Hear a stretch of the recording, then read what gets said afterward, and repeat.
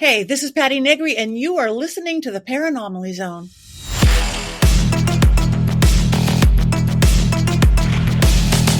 Look, I know the supernatural is something that isn't supposed to happen, but it does happen.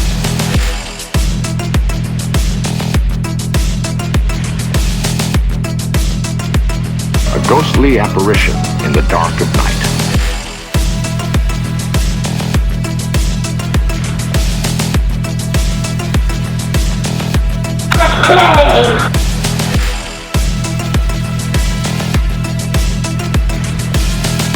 Human sacrifice, dogs and cats living together, mass hysteria.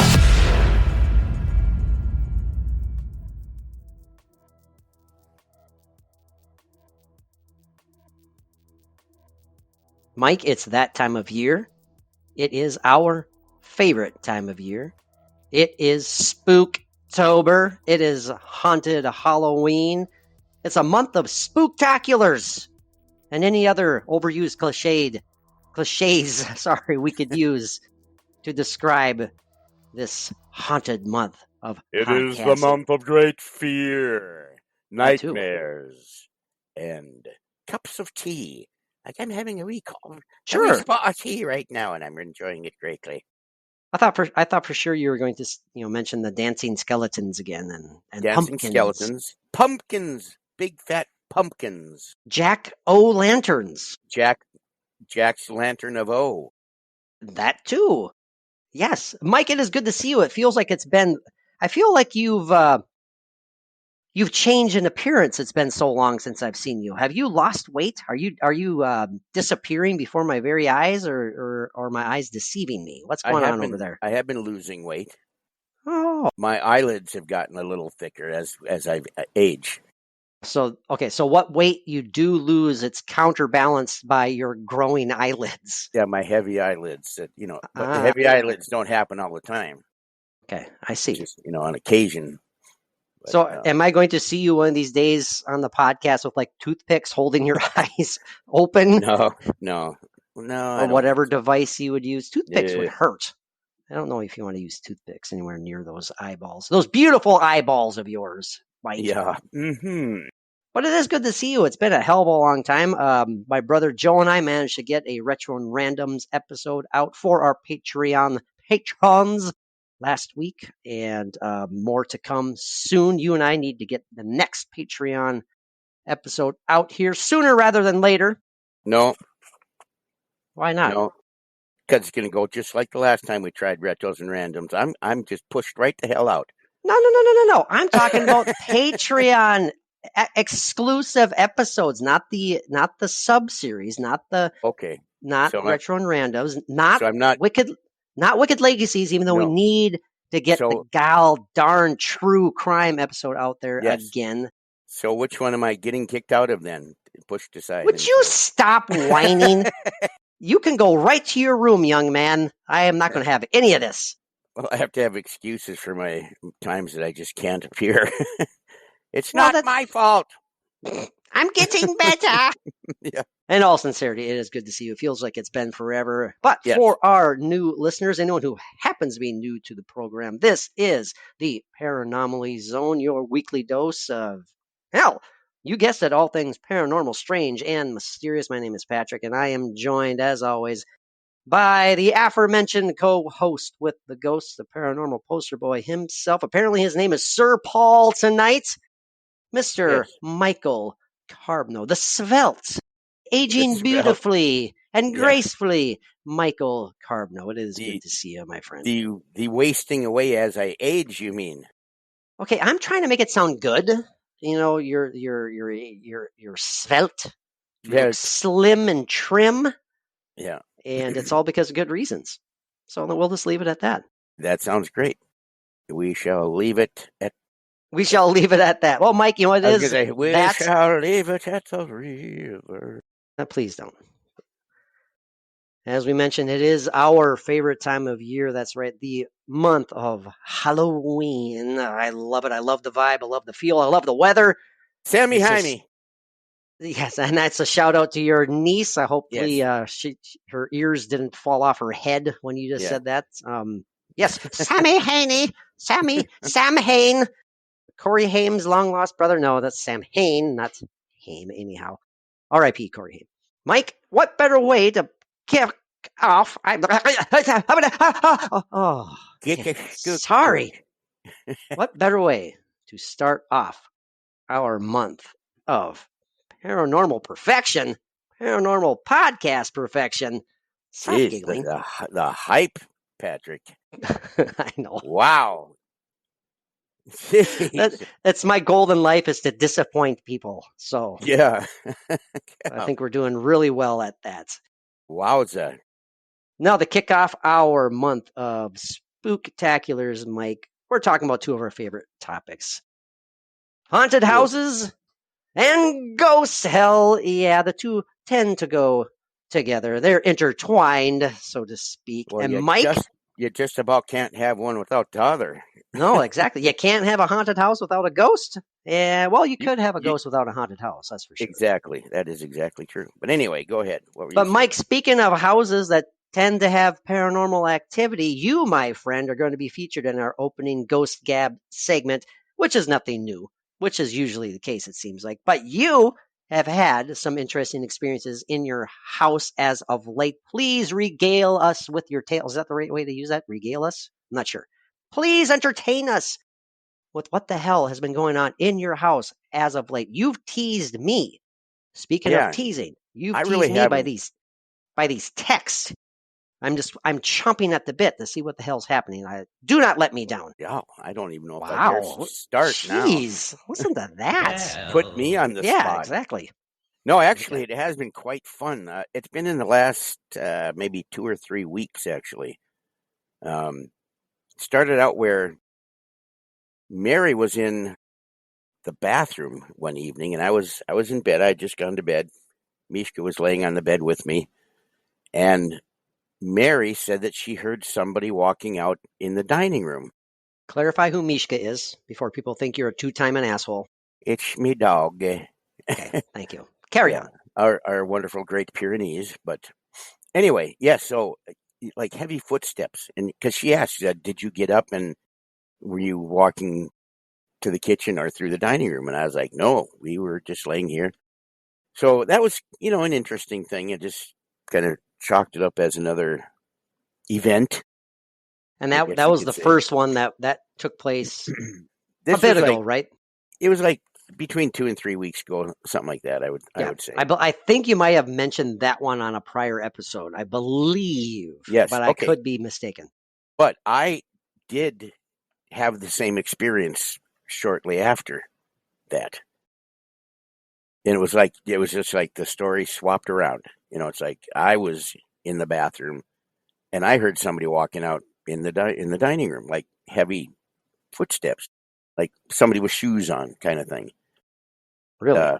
Yeah, and Mary and Mishka, they were clear as day, no doubt about it that they were footsteps. Absolutely, there was like enough to make you think, that the other person was up out of bed and like gonna walk in on you or something.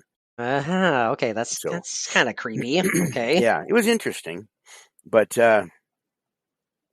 then since then, and it's not just because like being creeped out or anything, or because I'm not creeped out.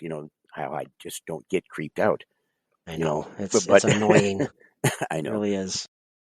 There have been many times that I get up in the middle of the night. I don't know how many times, in the middle. I'm getting older. Drink too much tea before I go to bed, and sometimes you get up and you casually make yourself a sandwich. Oh, yeah, a sandwich and a wee handful of chips, crisps. But anyway, a little bit of Romano cheese, and anyway. Now, in that accent you were using, are you referring to like the English version of chip, which is like that would be crisps? They call them, isn't it? Well, I'm thinking of aren't they called and please forgive us to our overseas listeners, aren't they like French fries referred to as chips? Fish and chips, yeah. Oh, fish and chips. But you can't have tartar sauce on it, though. You got to have the malt vinegar. Oh my gosh! Okay, and it is wonderful, absolutely wonderful. I highly, highly recommend it. As I do recommend poutine, a nice big plate of poutine. Whoa. Okay, that man. That Yes. sounded like you were recommending bowel movements for a That's second. that's good French Canadian stuff. Oh, By the way, who the hell thought of the name tartar? tartar. That's like not very creative. It's like, okay, I shall name thee tartar. I mean, hey, really? Can't think of anything better than that? What are you talking about? You mentioned tartar sauce earlier, like not even less than a minute ago. I thought you were talking about like raw meat. Okay, just go on with your ghost stories. My Anyway. goodness gracious. God, boy, I annoy you so bad. No. But no.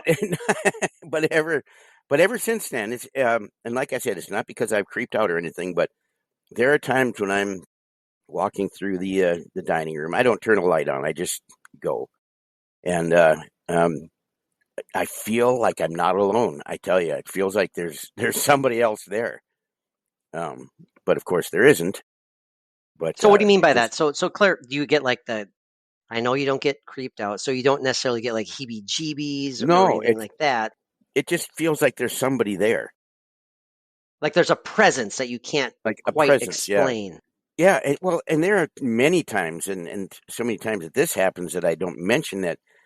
It's like Mary and I will be in the living room or whatever, and it's like I'll have the strongest feeling that somebody is in the kitchen or that somebody is in the dining room. Like it's just there as a fact that there is another person in the house. It's such a strong feeling. It's like all of a sudden there's another person there. And it's that strong of a thing when I'm walking through the dining room at nighttime. It's like, yeah, I just feel like there's somebody else there. I've personally experienced that. I'm sure a lot of our listeners have experienced that too. I've shared this story 101 times on the podcast of how I was certain when I was out in the living room at one point when everyone's in bed and I'm out hanging out with the dogs doing whatever, and I'm like, oh, one of my kids is behind me. They need to ask me a question because I just felt them. They were there. I knew they were there, and I turned around and no, nothing, nada, nobody. So I get it. Yeah, it's an odd sensation for sure. It's like, so what was there that made me think that an actual human was standing right there? It's weird and so strong that it's just like it's almost like undeniable that somebody is there. Yeah, it's almost like you can feel the breath on the back of your neck or something. I don't know what it is. It's bizarre. Yeah. It's interesting. It's fun. It's fun. It can be. Yes, it can be a little off-putting at times, But yeah. But now the last thing that happened, this was very interesting. I didn't witness this, but I was close behind Mary.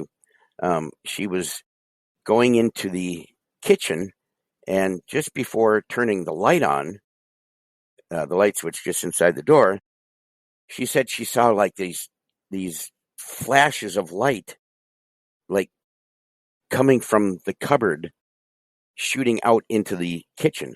Now, if you picture, if you remember our kitchen, when you're walking into the kitchen, there's that cupboard right just to the right as you're coming in. Yes. Okay, and the light switch is just underneath that cupboard. So just before she was going to turn the light on, she said all of a sudden these sparks of light just like about like a foot and a half, 2 feet in front of her face, just shot out.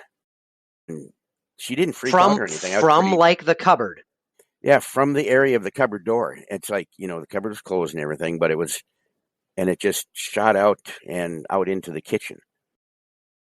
And it was like not sparks. Orbs or anything. I shouldn't say like not orbs, like casually like that, but not in like the generic circular shape of an orb. It was like I guess I'm not sure. How would you describe a spark? Hey, Mary. So what you saw, was it like sparks coming? Mike is conferring like with his diamonds, wife right now. Like diamonds, yeah. Really, like diamonds.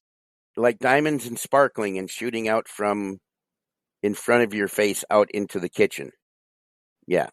And it was a whole bunch of them. Yeah, she says.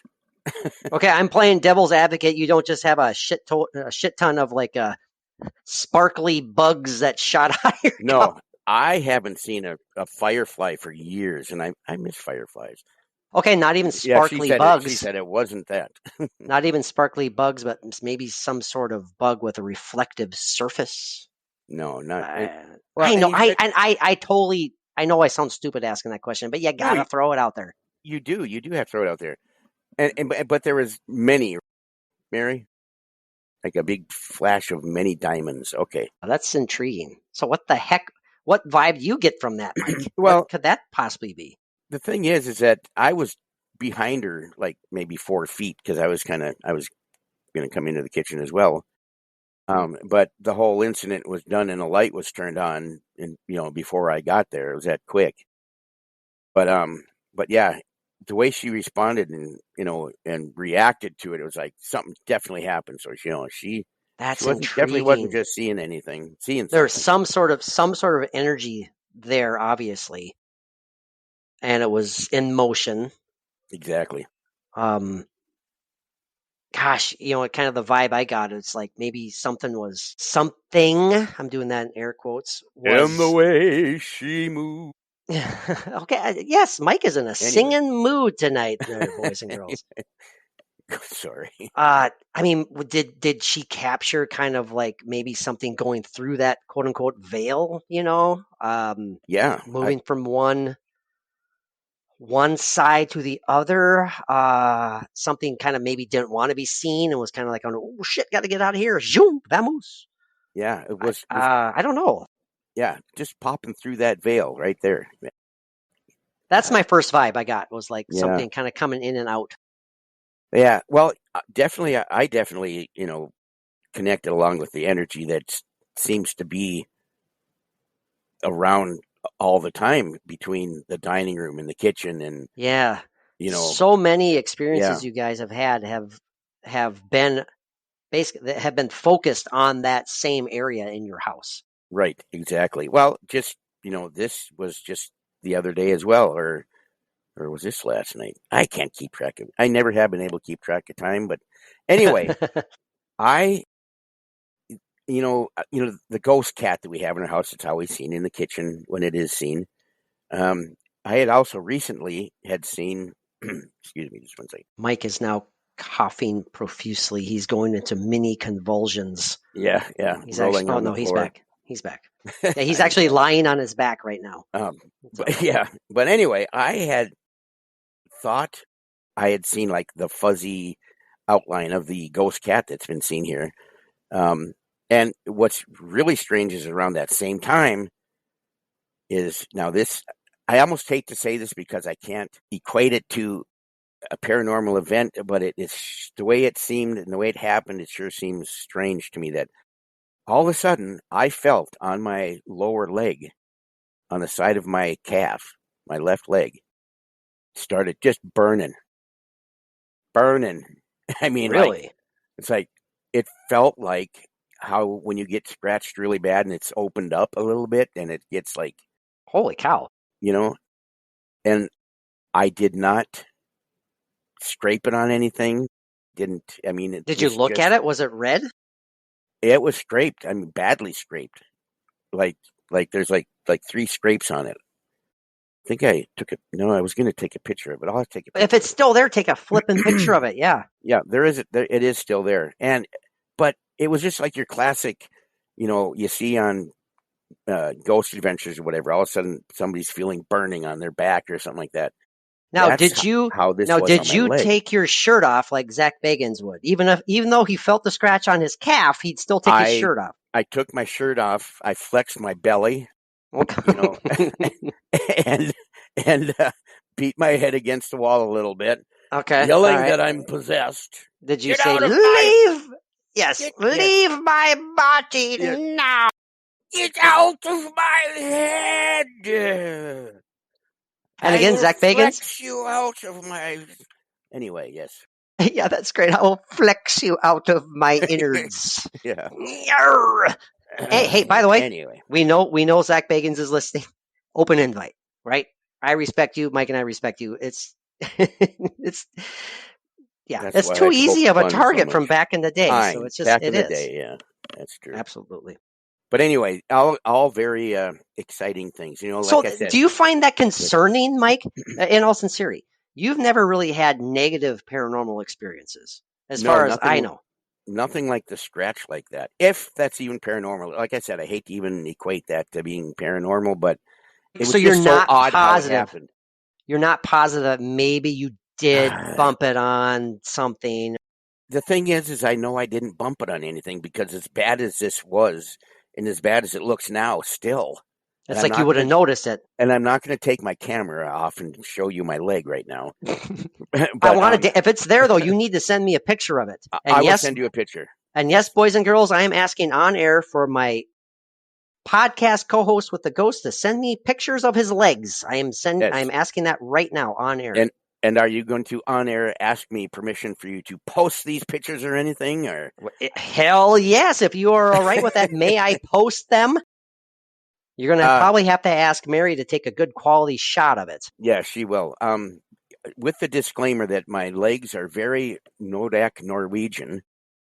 So, if you can get past the pasty white ghosty. Well, that's what filters are for, right? I mean, Yeah, you could, I don't know, you can give yourself some nice pasty white ghosty. That's right, exactly. But you have to give me a second to find those every now. I will send it to you, and you can do whatever with it, what you will. That's intriguing. That's intriguing. But, so that pretty much sums up the. Oh, wait a minute! There's more. Also, well, yeah, I got to write these things down. I did feel something on the top of my head. I think it was yesterday. I was standing in the living room, and it's like feeling that little blippy, whatever on top of my head, like, something flicking with my hair for our listeners right now. Mike is doing it kind of like the monkey tapping his head and rubbing his belly at the same time. Yeah. Don't ask me to do those at the same time, because it will not work. I will fall out of my chair. But yeah, so. So what do you mean blippy? So you've told me before, and our listeners, that you've felt kind of that weird sensation on the top of your head, and before you thought like, I think it's my dad maybe coming back. It always feels like it would be my dad, yeah. Kind of like sitting there, good-naturedly letting you know that he's around, type thing. Yeah, just like taking like 2 or 3 fingers and going, moving them really fast on the top of your head, just in your hair. Is that something he did when you were like little? Oh, my dad would do anything like that, joking with people when with kids. Oh, okay, he'd come up, that's cool. He'd sneak up behind you and he'd like blow really hard in your ear or on the back of your head or something. That was my dad. Miss him all the time. It was wonderful. Yeah. So again, may I ask I don't want to overblow this by any means, but do you think that might have been the case again? Maybe he was there just kind of saying, hey, hello, little reminder, I'm still around. Whenever that kind of thing happens, the first thing that goes to is my dad. Yeah. Yeah. Okay. So that's cool. That's cool. I like that. That's what I feel. Well, and I did in my, it's not nearly as cool, but in my interpretations of, potential signs from the other side, I shared on the podcast a while ago about, yes, that's what I believe may have been like a sign from nature when I was kind of feeling off and stressed out and all that stuff. And,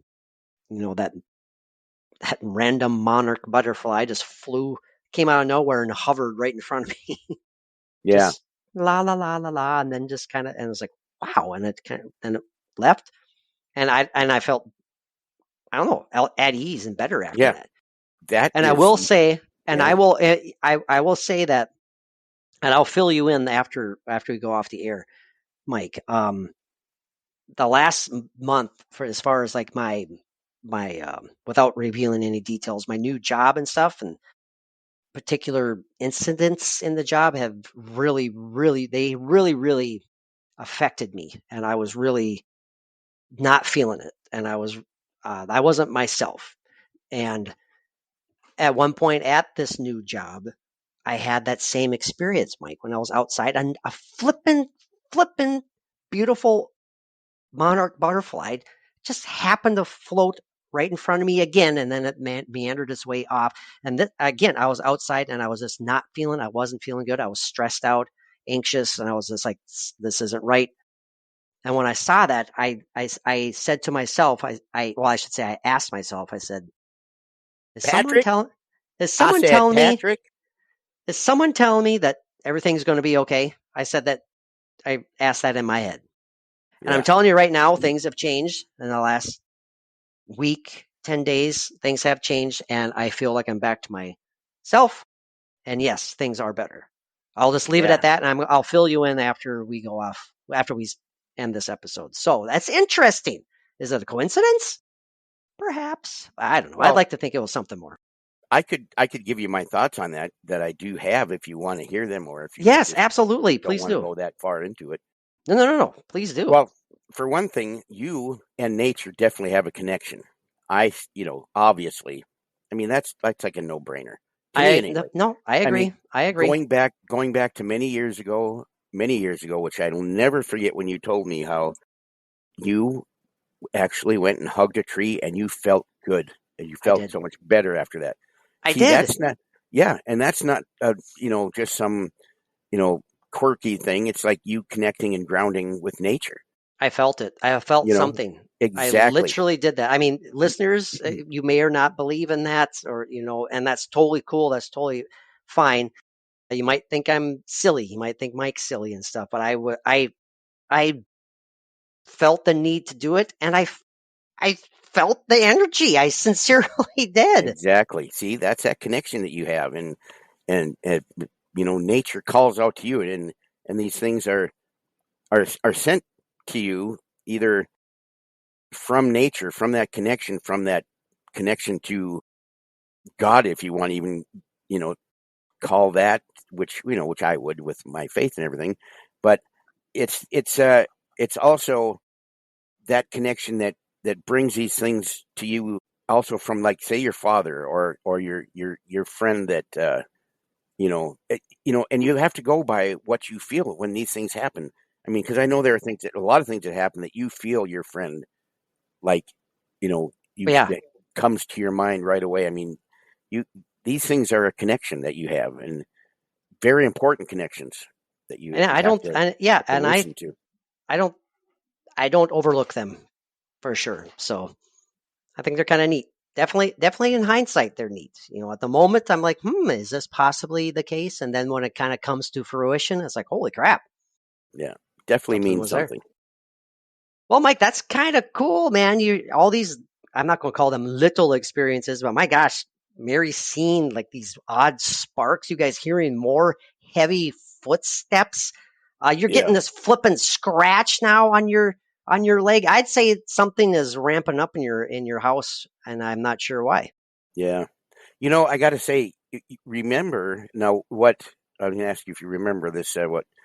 This footage that we had sent to us.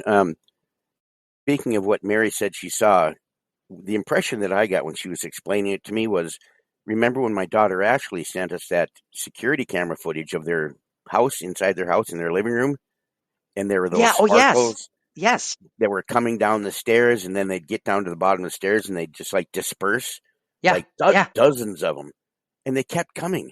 It was almost like poltergeist in the movie coming down the stairs. I know. Oh, that's such a great shot too. A classic shot. Yeah. So that's the impression that I got, but just on a much smaller scale. Well, you do know, Mike, that it was pointed out to us when I shared that video at one point by some pseudo skeptics that we were being silly because it was simply just a malfunction in the security camera, and it was like the same loop was being caught in a. It was like it was just basically it was basically a malfunction in a security camera. That's what I was told online by an expert. So we shouldn't get our little panties in a bundle over that one. Yeah. Well, and I don't look good in a scally, and neither do I. Dang it. Mike, Anyway. haunted houses and ghosts. We're going to probably focus on haunted houses. We've been in a couple. We've spent a couple evenings, overnights. Yes. We had our little Ghostbuster PJs on. We were so Yeah. prepared. Yeah. Well, I don't think that's true. No, Maybe next time I'll have my Peter Venkman pajamas on or something. But you did say that, well, especially at the Sally house, you did bring extra panties along. I did bring some extra panties. Yep. It was just in case, right? Just in case. I'm gonna pee myself. No, the reason that we wanted to go this direction, obviously, there are two of our passions. Ghost investigating, the paranormal in general. And the idea of haunted houses is something that I rack my brain in so many ways because there's so many different directions you can go. Like, are some houses truly haunted? Are they occupied by the spirits of the dead? Are they active for any number of reasons, or are they purely the figments of an overactive imagination? Or are there even those who create a haunted atmosphere simply by their state of mind when entering a place that they believe already to be haunted, right? Like there's a house that maybe has a reputation as being a creepy, spooky, haunted place. Well, so they could be an optimal delusion, or they can be alrighty. I'm signaling pigment Dr. of Freud. My fermentation. A pigment of your fermentation, yes. Something, I don't know. Something like An that. Paging optimal Dr. delusion. Freud. Paging Dr. Freud.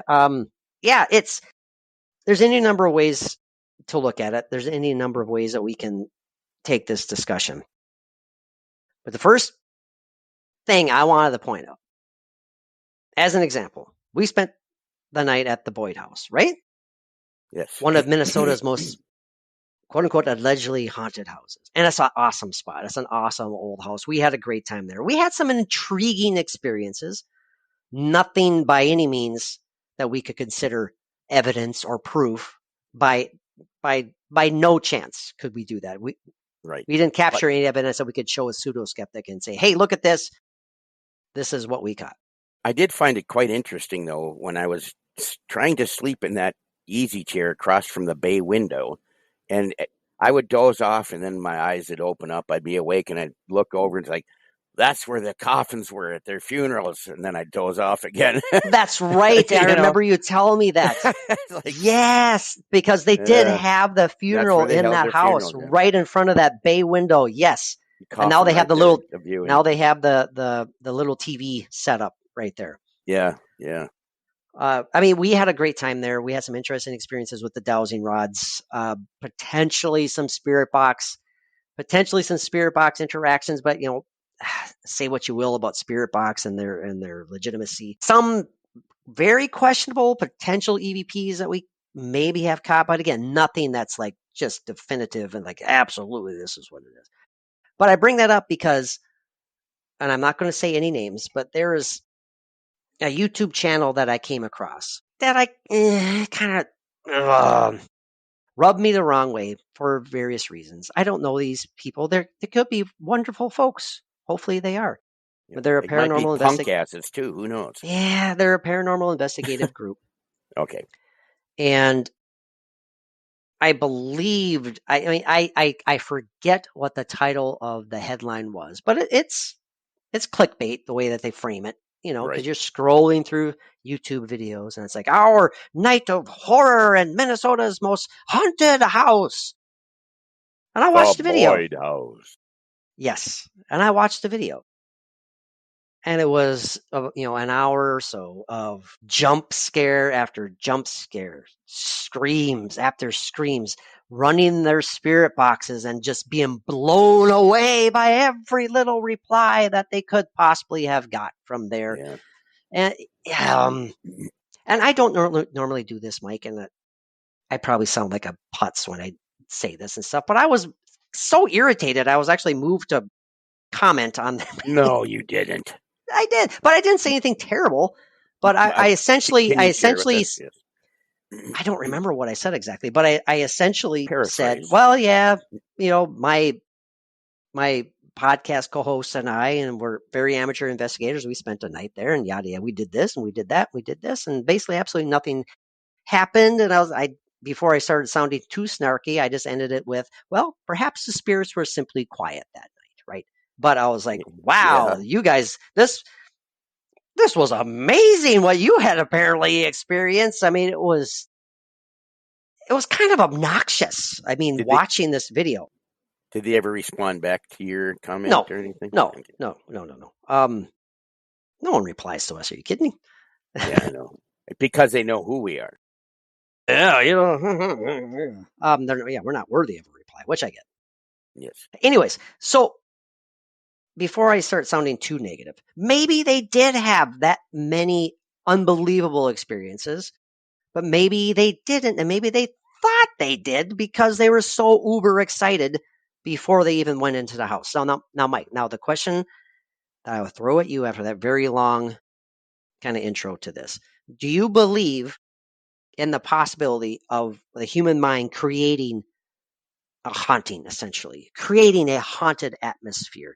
Do you believe that people can? Well, I don't want to ask, do you believe? What are your thoughts on the reality of people simply overreacting to essentially the mundane, overreacting to the tiniest little tidbits and calling it paranormal? Oh, without a doubt, that lamp is possessed by the devil. It turned on by itself. Well, no, the light bulb wasn't screwed in all the way. Something like that. Or it You're turned off by itself. Well, the bulb yeah, went out. yeah, exactly. Okay. So, and I'm not saying that what they experienced wasn't legit, but to me, it was all about hype. And if it was truly something they believed they experienced, I'm thinking that they went in hoping to God to such a degree to experience something paranormal that everything they did experience was in their mind paranormal. What do you think about Yeah, I think they went in there already scared. I mean, fear is going to do this to you. I mean, if they didn't straight out just put on that, oh, this and that and this and that and making crap up or whatever, maybe they were so worked up by the stories that they've read or the stories that they've heard about the Boyd House that before they even got there, they were going to have a hell of a night because the place is so haunted. So they could have, been already pre-worked up with that fear in their head that, you hear a cricket in the corner and they're going to jump. It's like, oh, do you hear that baby crying? And it's a cricket, or something a like little that. mouse, a little cute Yeah. mouse It's just a scurrying little about the mouse. floor. Yeah. Did you hear those boot steps across the floor? Yeah, it's a mouse. Well, Mike, Worked up. sincerely, like just from our personal experience, when we're sitting there, we're setting up and we're doing like an EVP session, lights out, and it's in the dead of night. The house is quiet, Very and deathly quiet. the littlest noise could be amplified just because of that fact. The normal creaks of an old house could be totally misinterpreted as, oh my God, that was a footstep. Wow. It's like, well, no, it's just maybe wood expanding or creaking for whatever number of reasons. Or what possibly may have been a sump pump in the basement at the Sally house. I knew you're never going to let me live that one down. But what if it was something? But all I could come up with that it was been raining so hard for so Right. long. It's like maybe it's a sump pump. But anyway, So and again, I don't. Perhaps some of our listeners know what group I'm talking about. Perhaps they know the people involved in it, and perhaps they're legit. And I apologize right, exactly. if I'm sounding too negative, but that was just my reaction to it because it adds to my thought, as I believe it adds to your thought, Mike, is that yeah, you cannot, even if you are super super excited to enter such a locale, an allegedly haunted house. Yes, enter with an open mind, but you still have to use that thing on top of your flipping neck, your head. Okay, that probably sounded bad. I get it. No, it just my head just went in a totally different story, but nothing Okay. dirty either, nothing No, like that. okay. Thank you for Just go ahead. clarifying. Thank you for Yeah. clarifying. I mean, we're excited. I mean, again, I cannot emphasize how much that we are very amateur when it comes to ghost investigating. Yeah, but it makes it fun for us still. Of course, and we're always learning. We're always trying to better our methods, and our interpretations. But Like the Sally house, uber excited. The Boyd Yeah, house, that's uber what excited. exactly. I was going to say, look at how I was when we first got to the Sally house. I was Oh man, you were amped jumping when through the we. door like just all worked up like, oh man, do you feel that? Do you feel that? And I did feel that excitement, but You I did. think a lot of it was like, oh man, we're finally at the Sally house kind of thing, especially after driving for 9 hours into Kansas with no barbecue or nothing. Oh, yeah, after that long road trip, and man, we kept on pushing off, trying to stop and get something to eat because we figured the next stop would have something to eat, and not one damn place had a place to flip and sit down and eat. At least not the places we stopped at.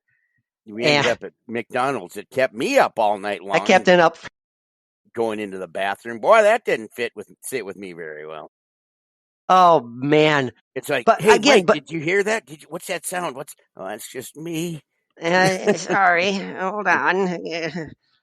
But yeah, you were feeling the moment we got within like 20 miles of the Sally house, Yeah. Mike. You were getting amped. I remember you telling me. Yeah, you were like, I was feeling energy. Yes. Energy. And you were asking me. You were like, "Don't you feel it? Don't you feel it?" Even when we walked in the door, you were like, "Do you not feel this? Do you not feel this?" And of course, my dumb ass, I go, "No," but I'm not being negative. I was just like, "Oh, I wish I felt something."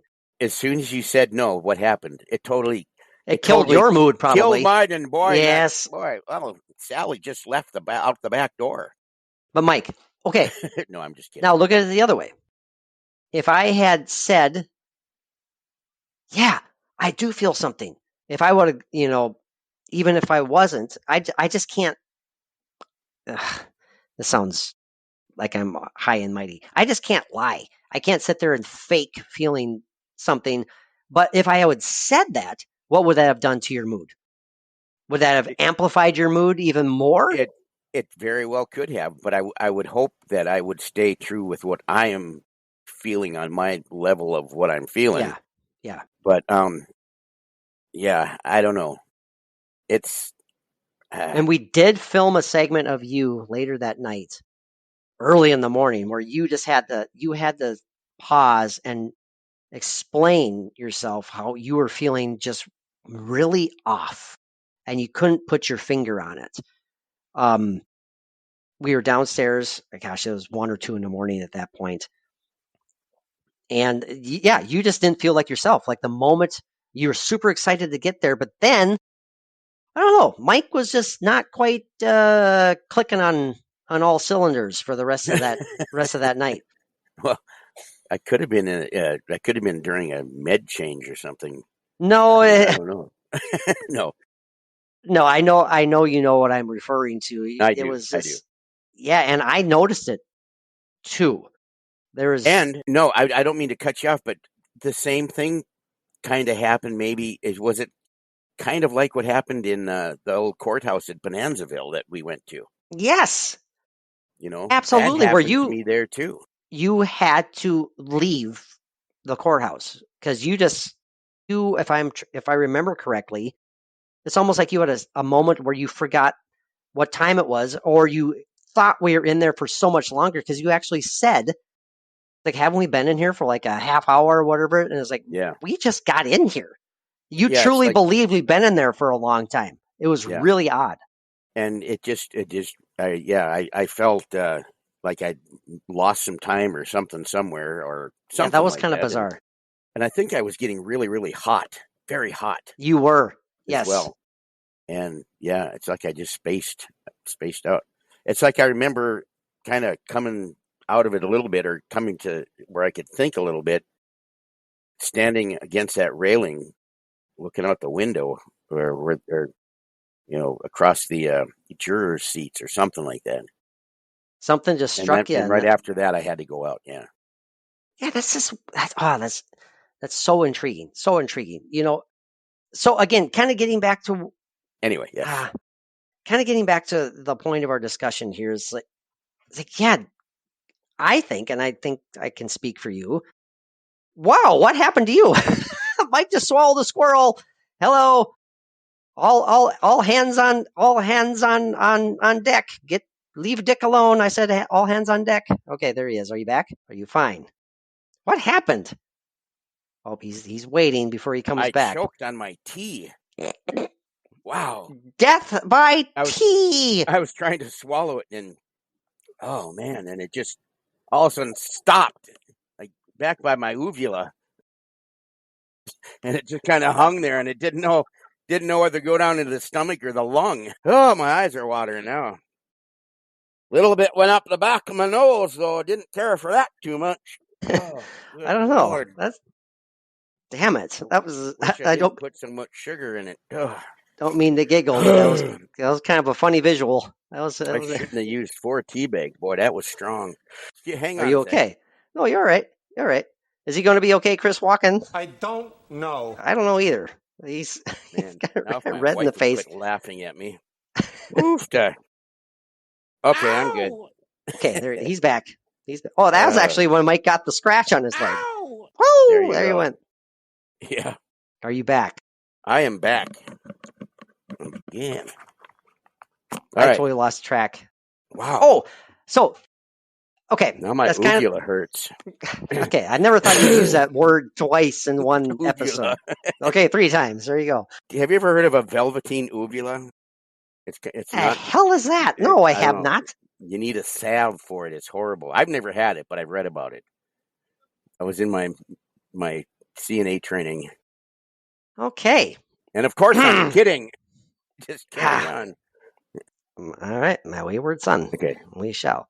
So enough levity for one episode. No, there's never enough levity. Never. Hang on, I'm attempting. Mike, okay, he's attempting another drink. I hope he doesn't croak again. Oh, it went down smoothly. Smooth.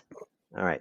I am done interrupting you now. Go ahead. So the idea, the notion, Mike, of going in so excited that everything and anything to you as an investigator is indeed paranormal, or the majority of it. And we've seen several examples of it. And I think that I am to a fault on the opposite end of that spectrum. And I really wish, speaking of bettering myself, I really wish I could stop overanalyzing crap and say, hey, maybe that was something. But that's a whole other issue we've talked about far too often on the podcast. Well, part of your overanalyzing is that you want to make sure that it is legit 1 million%. 1 million%. That's what I want to try and do. Yes. And that's, there's nothing wrong with that. You just maybe need to be a little bit more open to some things that kind of start opening that doorway where you can have more of a, that deep belief. You have to kind of like start somewhere, right? And kind of slowly build. Exactly. Try that. I don't know. I like that. Possible. I like that notion. So, like our evening at the Boyd House, I mean, there's no way in hell that we can call that haunted, Mike, based on what we experience. We can't. Exactly. Right. But we're not saying it isn't. We're not saying it isn't. Every time I had to go to the bathroom, I went upstairs, up those creepy ass stairs.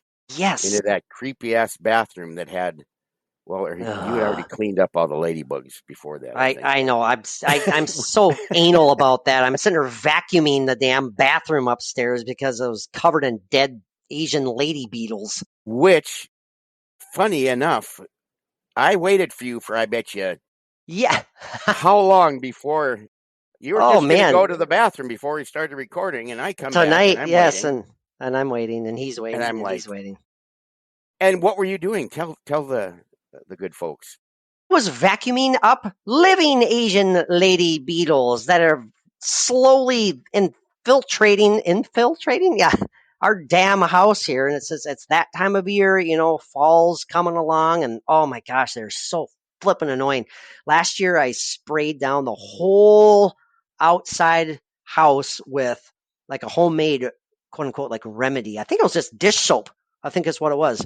Put in like a little pressure washer type thing, sprayed down the sides, and that actually, it seemed to work a bit. Was it kind of like making a poultice for your house? A what? A poultice. What's a poultice? Oh, never mind. Carry on. I can't see some of your humor. I can't. You're too smart for me sometimes. I'm too old. You're like Okay. I'm too old. You don't get my old ass sense of humor. But anyway, but I'm understanding. I get what you're saying.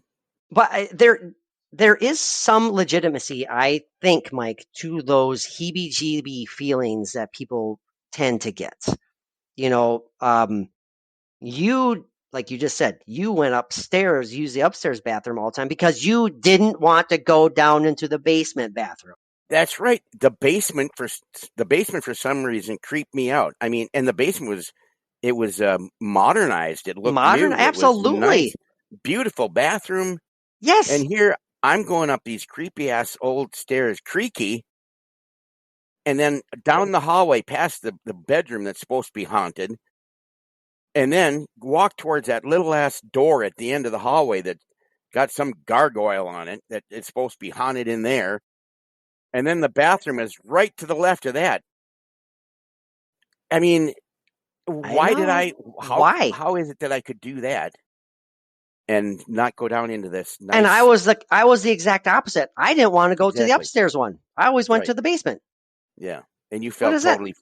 Yeah. I was fine. You felt totally fine there, yeah. I don't know. But that's intriguing. That's really intriguing. I mean, what is there anything to that? I don't know. Maybe it was just our personal preferences, but yeah, I don't know.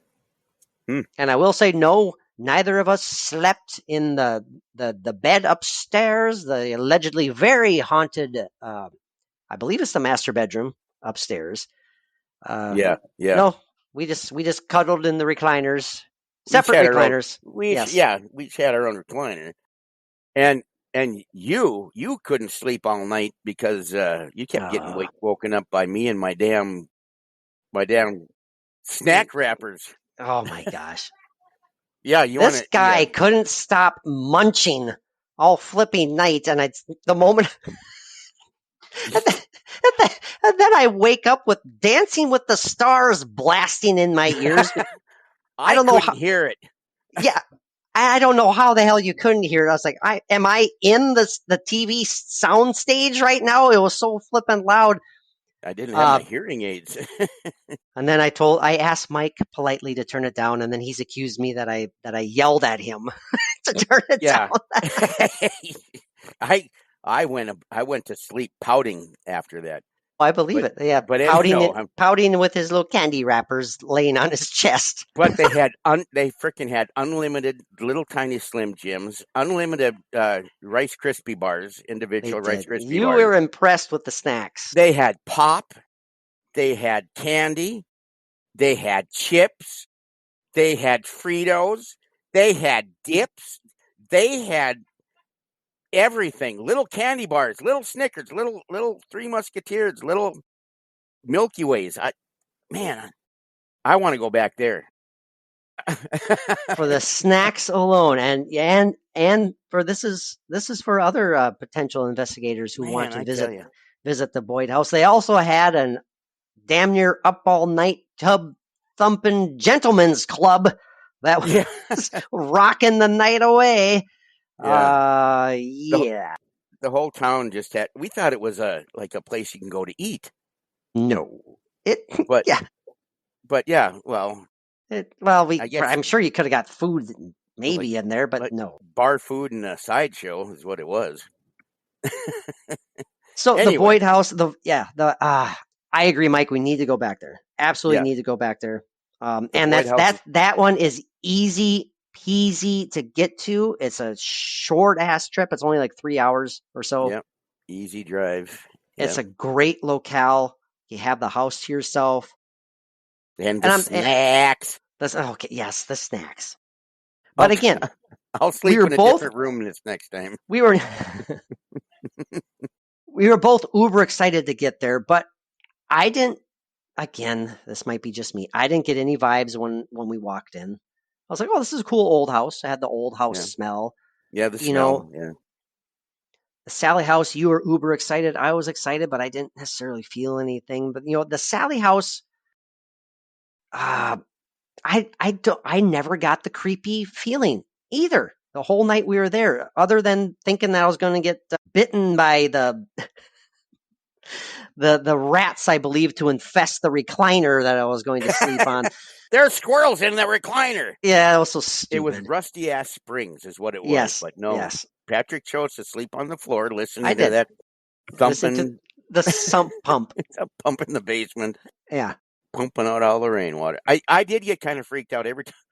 And I had a lot of these runs. I had a lot of McDonald's runs to the bathrooms during the night. And that was creepy, getting up in the middle of the night and have, because you're sitting there with your back to that, the wall to that creepy ass stairs going down. Yeah, into the and that's basement. it's a weird layout in that bathroom. Oh man. Yeah, it was.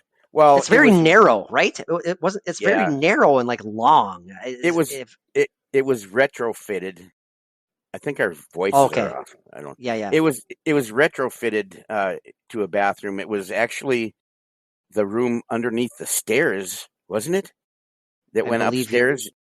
Yes, I believe you're right. Yeah, something like that. Maybe I can't remember. But yeah, it was just a very narrow. It could have been just a closet at one time or a pantry in the kitchen, or but who knows? I mean, we've spent nights inside haunted houses, Mike, and you've damn near lived your entire life inside haunted houses.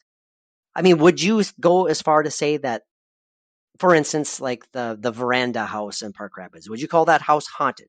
Would you call the other house you lived in Park Rapids as haunted? Is that too strong of a word for you to describe the houses you've lived in your life? You want to say that they're quote unquote haunted?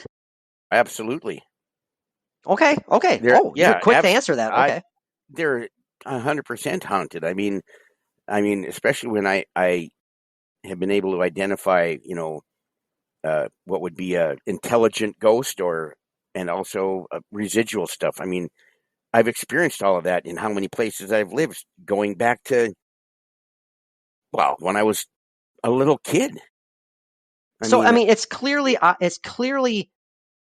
possible. You are a prime example of such. Your evidence of such is clearly possible to not only visit a haunted house, but to live within a haunted house. You're calling it a haunted house and not be creeped out. Again, you've never felt the creepy heebie-jeebies. And I think that's important to point out because to me, haunted has like almost a negative connotation to it. Doesn't it? I mean, it's it's haunted. It has to be creepy. You have to be living in a state of fear at all times. But no, you're saying that, no, I'm in a haunted house and it's cool. It's nothing. Well, look at how we're conditioned growing up as a kid. Halloween that we loved as kids, obviously. I still love Halloween. Yeah. And you're conditioned for that fear. It's like, oh, scary stuff. Every Halloween you got to have the scary stuff on TV. The scary big old pumpkin. Great pumpkin, whatever. Yes, for sure.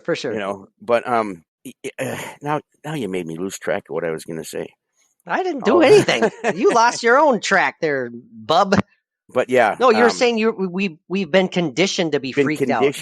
Yeah, to be scared, and it's like, like the freaky feelings that I've gotten, like at the Boyd house, or from the basement, or the Sally house, parts of that house that kind of made me feel that.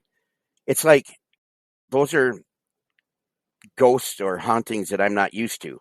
It's like the ones that I've grown up with in my life that I feel like I just have this feeling of familiarity with every ghost that I live with.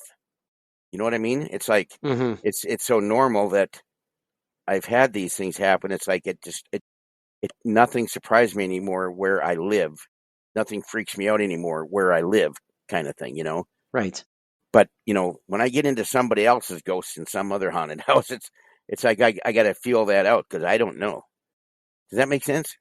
No, it does, absolutely. I mean, it's almost like second nature to you when it's it's been, I don't want to say commonplace. I shouldn't even say second nature because everything you've experienced, Mike, is pretty fantastical. I mean, it's pretty amazing. But it's happened so often, and it's always, for the most part, been such a positive thing. It doesn't blow you away.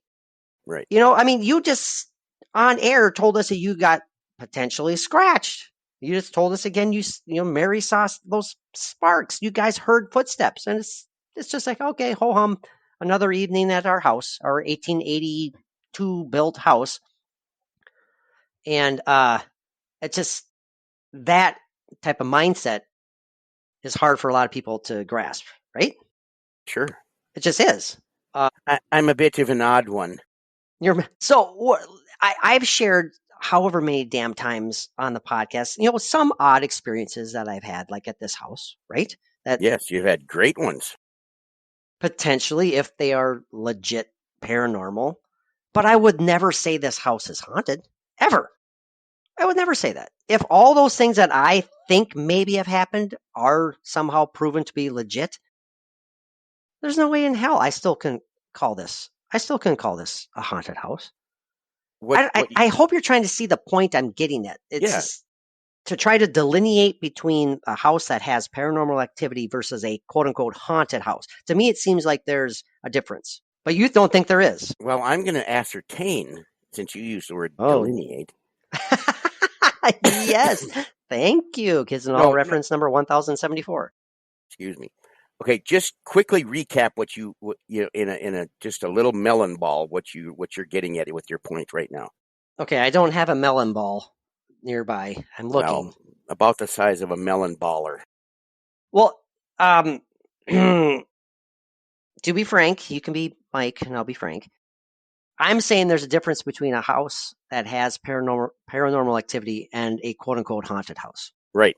And I'm thinking that perhaps you don't necessarily agree with that because you think like perhaps those houses you lived in were in fact haunted, but you never had any negative, ominous, foreboding feelings, experiences, anything of that nature. And so it's like, is that more so a house that has just a lot of paranormal activity, or is it the cliched haunted house? That's kind of what I'm getting at. Do you feel there is a difference between the two? Well, yeah, absolutely. Like for me, the house we live in now, I feel is haunted because of You do. Well, absolutely, because of the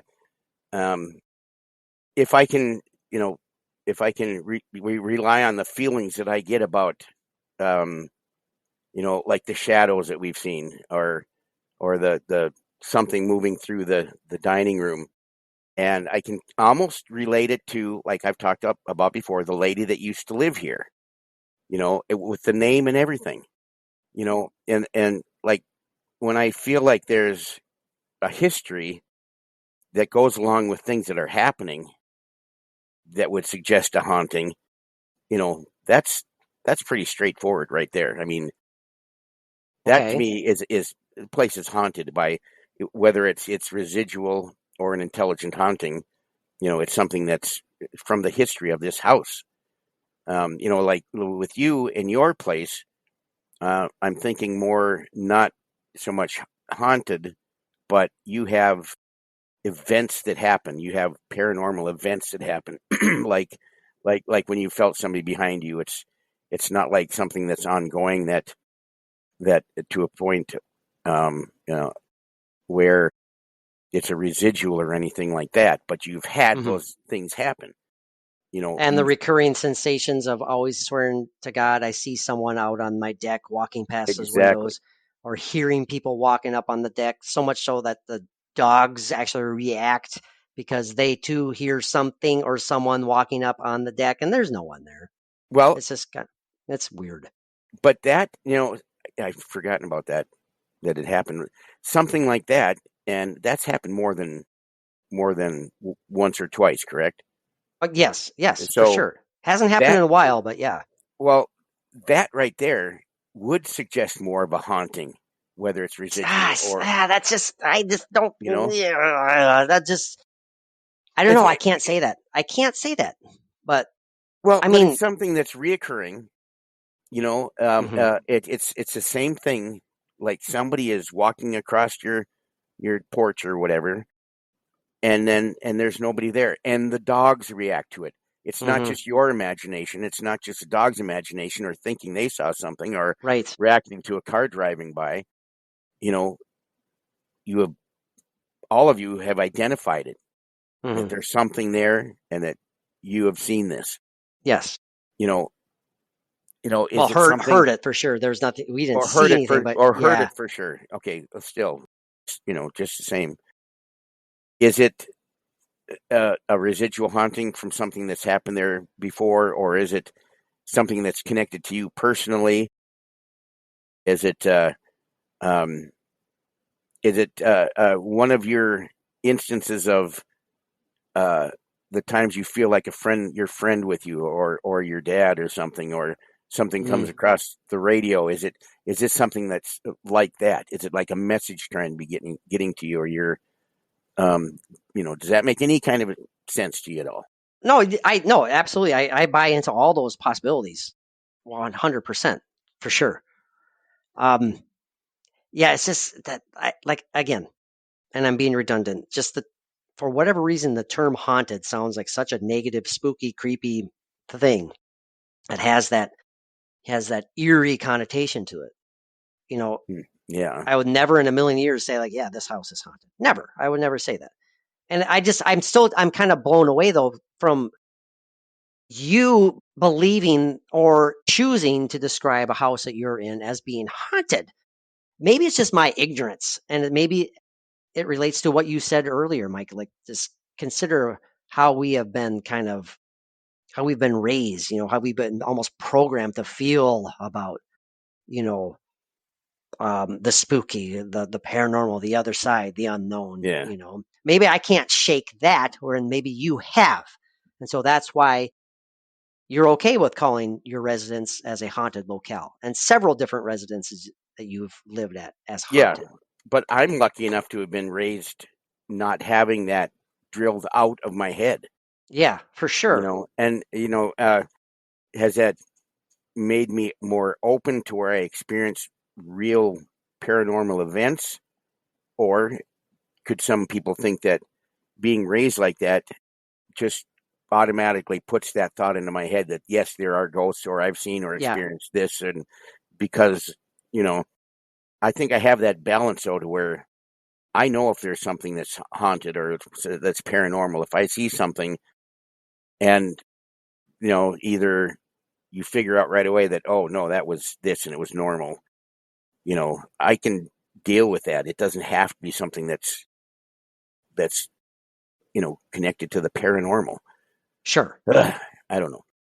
So, Mike, for argument's sake here, and to kind of continue along the line of what we've been talking about here, about maybe the mind creating such an energy and such a vibe that not only does it potentially create in your imagination a quote unquote haunted experience, but maybe the human mind in general, especially collectively speaking, with a group of people, and they are all creating that energy and that feeding they off do, of each other, and feeding off of it, that maybe they do perhaps manifest something of quote unquote paranormal stature, right? I mean, we've talked about that before. We think that's an absolute possibility. Absolutely.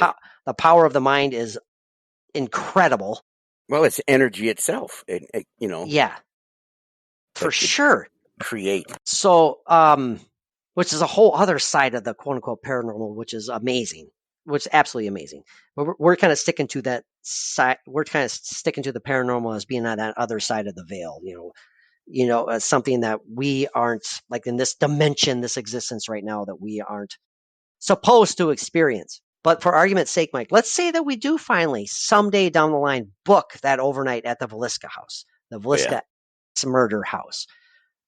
Absolutely horrific murders happened in this house. Our good friend of the podcast, Dustin Perry, famed ghost hunter, I asked him straight up his thoughts on the Villisca house. When I was telling him we were preparing to go to the Sally house a while ago, he gave me his thoughts about the Sally house. He gave me his thoughts about the Villisca house. And the Villisca house, he said, yeah, got a bad feeling about that place. I mean, this is a guy who's had so much experience, with the paranormal investigations. He's been everywhere, all over the world, and he's And like, on yeah, our show, that's how many times? 4 or 5. I think it's 5 I think actually. it's 5 now. Yeah. Um, Anyway, shout out to Dustin Perry, great guy. So again, and for long-time listeners, they know the story. He straight up said, he's like, yeah, I'm not sure about the Sally House. I'm kind of leaning towards it being not haunted. Basically, he didn't use the word haunted. He used another word that began with an H. He says, I'm leaning more towards it being a hoax. Okay, I said it. But he could not deny the personal experience he had there in the last night he was there, when he was in the basement. rushed by something in the basement that he couldn't see. I mean, so whoa, whatever the hell that was, who knows? And he was down there with another person, wasn't he? Or he was down there with a group of investigators for 2 nights, and they were all down in the basement, and they all had left and they went back upstairs. He was the only one in the basement at that time when that happened.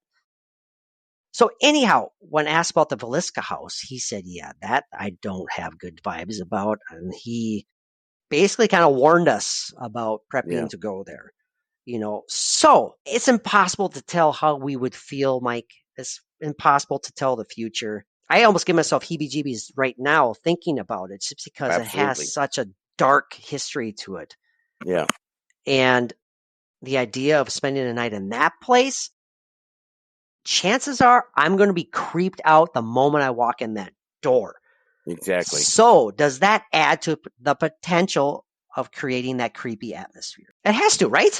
I agree. I totally agree that it your mind is definitely going to play into it, but that's not going to take away, all the legitimacy of paranormal events that happen.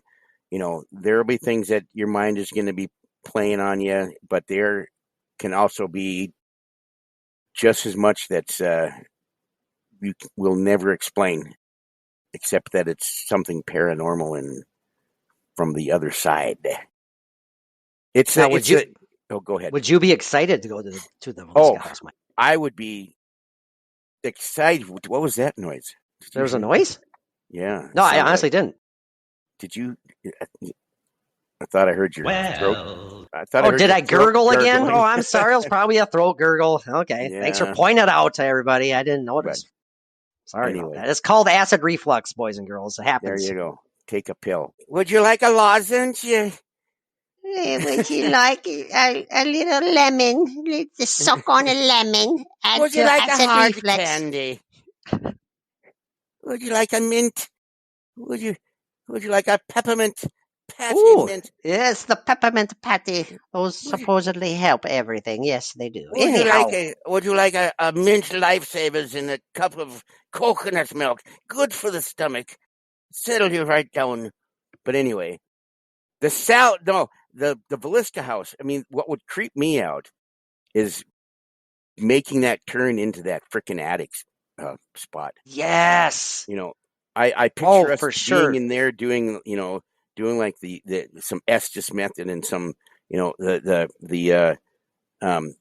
love the Estes method. Oh, I love doing that. I do love it. And the spirit box, like what we did in the attic of the Boyd house. That was such a freaky attic. Yeah, going up there, Mike, that wasn't a pleasant experience, walking up those very steep steps. Yeah, and getting up. It was crazy. Yeah, and the dowsing rods, they kind of had a little bit of that was an interesting experience for sure. But the Velisca house, though, you're going to be like so uber excited. Yeah. Well, I mean, you are definitely capable of being creeped out, though, right? I mean, come on, you have to be Mr. Positivity. Nothing's ever creeped you out, but the Velisca house will be something that I'm not gonna feel the same about. If we make it there, it's going to be a tough one.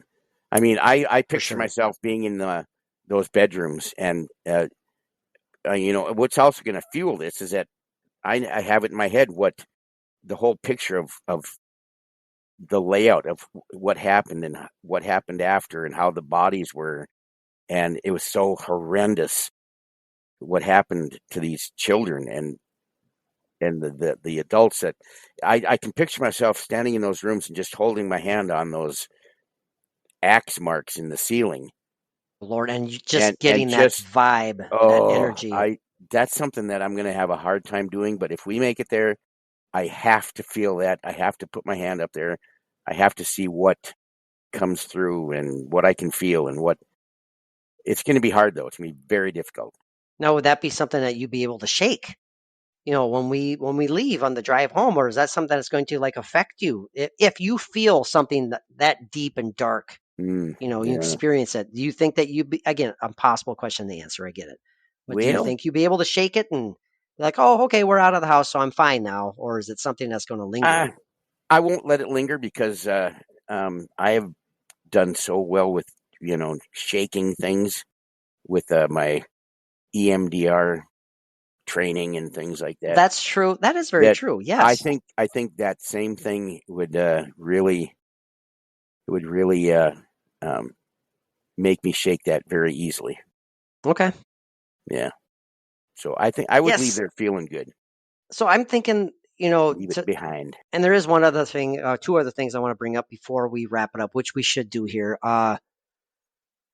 Essentially, final thoughts, Mike, on just the idea of, creating that haunted, quote unquote, haunted atmosphere.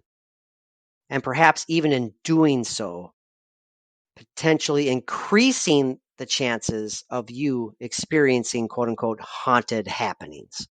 Right? Yeah. There's so many ways to look at it, and it's kind of, it boggles me mind sometimes. Well, the Mike. thing is, the mind is a multi-dimensional, Oh man, complex thing that it's a force. it can do things that we haven't even tapped into. Absolutely. Yeah. So 100%. I mean, we could go into these places just freaked out to begin with, and it's just it's too much of a chance of things going bad, I think. Yeah. And too much of a chance of us saying, okay, it's 10 o'clock at night, we're leaving. Yeah. We've been here for 7 hours, but we're gone now. Yeah. And there's no electricity. Right. There's no electricity in the house. There's no running water. They have like that site. What they have like an outdoor portion of, or what is it? In the back, it almost looks like a barn, but it's made up to where I think they have snacks and stuff in there in the bathroom, and it's lit up, and but there's no running electricity in the house itself. In the house whatsoever. And you have to have that time away. Because remember when we were doing you need to clear your mind. Yeah, for sure. Remember when we were investigating the courthouse in Park Rapids, and we would be in that darkness for so long, and then we'd take a break and we'd go into that back little kitchen area, right, and turn the light on. And it felt so weird being in the light. Yeah, and just cleaning your mind, kind of. Man. That's a great memory. I totally forgot about that. That's right. It's kind of like resetting yourself. Yeah. You have to take a break from being in that pitch black, especially at the Villisca house. I mean, it's going to be so intense just being there that you have to take that break and go out. And even if you have to for an hour. And you kind of have to, kind of, yes, clear yourself, touch base with reality, touch base with, I mean, not reality, touch base with your reality, get grounded, right? And hope that they have the little Slim Jims and the little Rice Krispie bars and the little Snickers and the little Three Musketeers. Mary, let's go to the store. We got to go. Yeah, Mike's getting the munchies. No, I'm just kidding. I think in our little review that we left of the Boyd house, when we left our little notes and comments, did you not mention the snacks in there, or am I thinking? Am I incorrect on that? I think I did. I don't remember what it was. You were just so blown away by the snacks, and you just loved them. So well, then when we got there, and I see this racks in the kitchen, and the little fridges of like the pop or whatever, and then I look. Well, there's a door in the other corner of the kitchen, and I look, and it's a freaking pantry stocked full of this stuff. Yes. Oh, and then you see a sign on there. If anything on these racks are empty, the pantry is full of replacements. And it's like, man, we got. He wasn't like a kid in a candy store. He was like a grown up in a haunted house with a candy store inside it. Yeah. with snacks. Yeah. But the thing is, we go to these places, and if we do make it to the Villisca, which I so hope we do.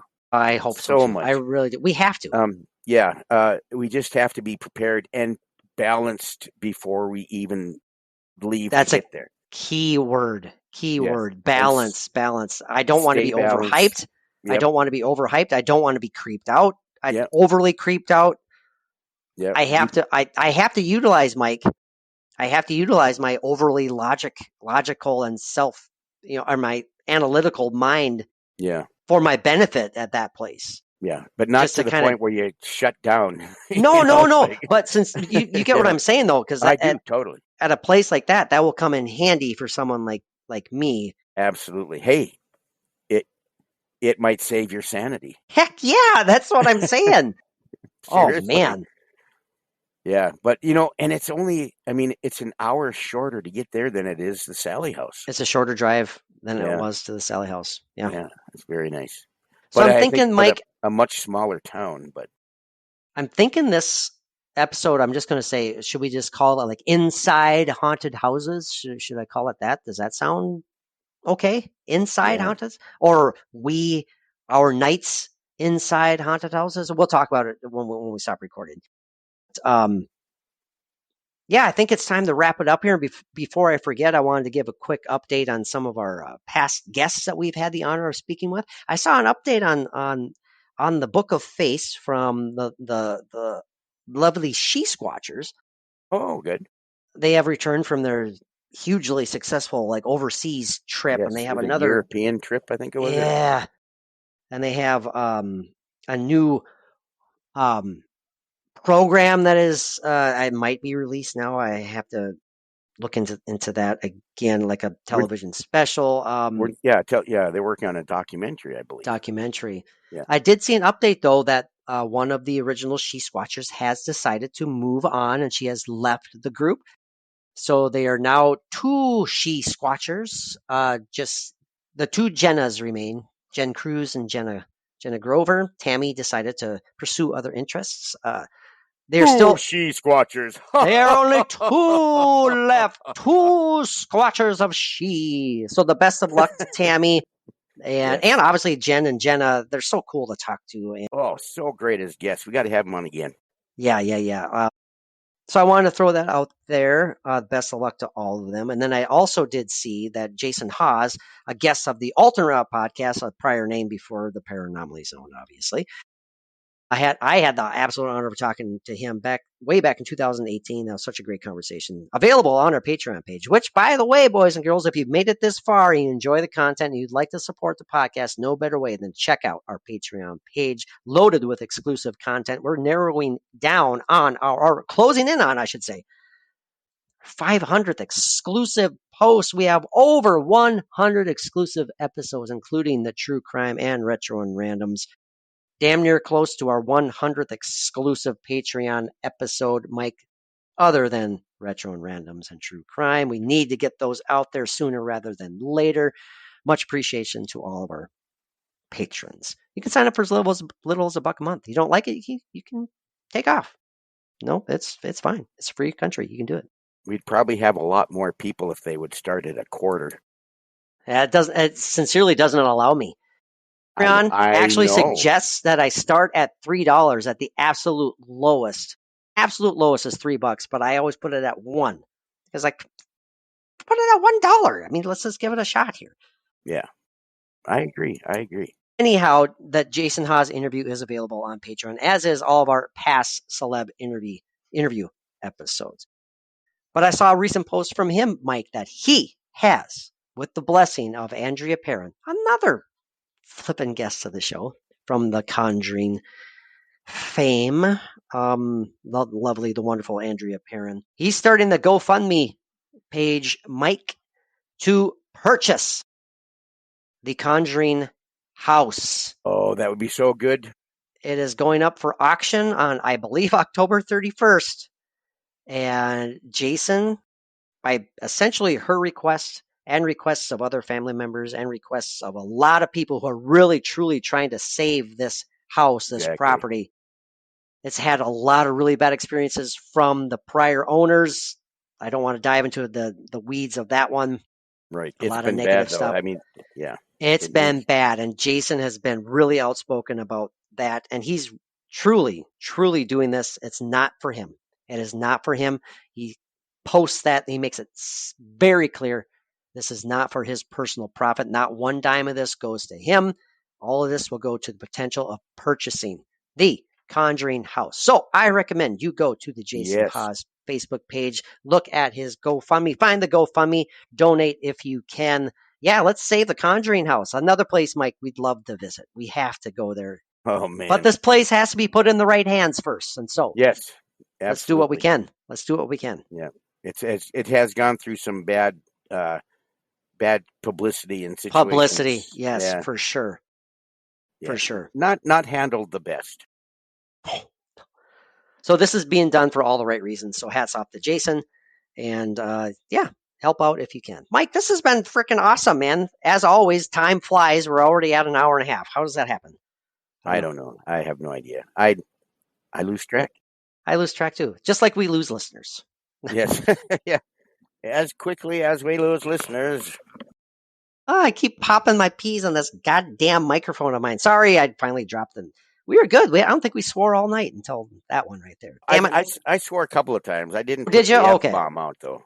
Okay. So I have to put the X. I have to put the explicit label on it now. Oh, darn it. I didn't do that. No, I did, because I said Okay. GD it. So. Oh, okay. Well, thank you everybody for tuning in. And sincerely, if you've made it this far with us, we appreciate you so much. We've been doing this for a long time because it's a passion of ours. It's fun. We love talking all things paranormal, strange, and mysterious. And Mike, it's always good to see you, my friend. Sincerely. Yes. Yes. Well, until next time, boys and girls, I wish you all the best. And Mike, what do our paranormal pals need to do? Just peace out.